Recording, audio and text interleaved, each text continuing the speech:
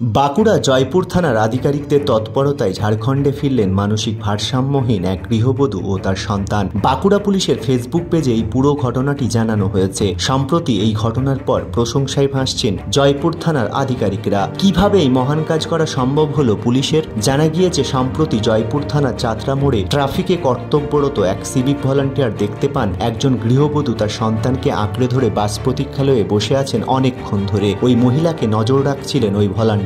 রাত 10টায় ডিউটি শেষ হয়ে যাওয়ার কথা তার কিছুক্ষণ আগেই ওই মহিলার কাছে গিয়ে সহানুভূতির সুরে ওই সিভিক জিজ্ঞেস করেন, বোন তুমি কোথায় যাবে, কোথায় তোমার বাড়ি? এর কোনো উত্তরই পাননি তিনি। তার মনে হচ্ছিল তারা তৃষ্ণার্ত ও ক্ষুধার্ত, তাই নিজের ব্যাগ থেকে জলের বোতল আর মুড়ির কৌটো বের করে ওই মহিলাকে খেতেও দেন।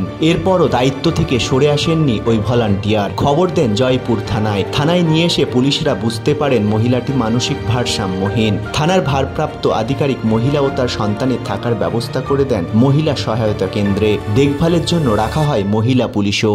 এরপর পরিচয় নিশ্চিত করার জন্য বার্তা পাঠানো হয় রাজ্য ও রাজ্যের বাইরের বিভিন্ন থানায়। কেটে যায় মাঝে বেশ কিছু সময়। বিষ্ণুপুরের মহকুমা শাসক শ্রী অনুপ কুমার দত্ত মহাশয় বিষয়টিতে হস্তক্ষেপ করেন, তাদের আশ্রয়ের ব্যবস্থা করেন একটি হোমে। তারপরেই অবশেষে আসে খুশির খবর। সবার প্রচেষ্টায় ঝাড়খণ্ডের দুমকা জেলা থেকে জয়পুর থানায় আসে বিশেষ বার্তাটি থেকে মহিলার পরিচয় সম্পর্কে সুনিশ্চিত হন বাঁকুড়ার জয়পুর থানার আধিকারিকেরা। তারাই ঝাড়খণ্ডে তাদের পরিবারের কাছে পৌঁছে দিয়ে আসেন ওই মহিলা ও তার সন্তানকে। পরিচয় সুনিশ্চিত করতে যারা সহযোগিতা করেছেন তাদের সবাইকে ধন্যবাদ জানানো হয়েছে জয়পুর থানার তরফ থেকে।